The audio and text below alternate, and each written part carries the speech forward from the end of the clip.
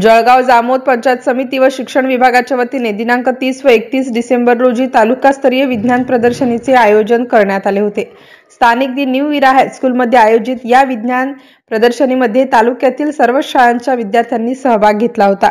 यामध्ये जळगाव जामोद शहरातील केला आणि छोरिया सहकार विद्या मंदिर व कनिष्ठ महाविद्यालयाच्या विद्यार्थ्यांनी घवघवीत यश संपादन करून माध्यमिक गटात तृतीय क्रमांक पटकाविला आहे।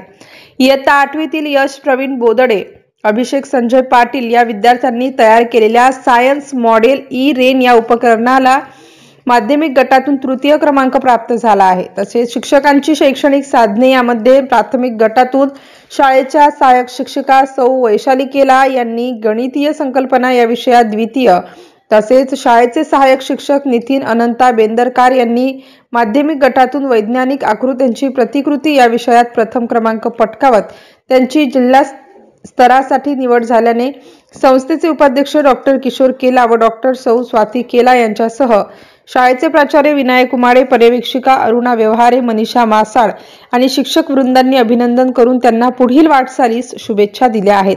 MCN न्यूज मराठी करिता दिलीप इंगळे, जळगाव।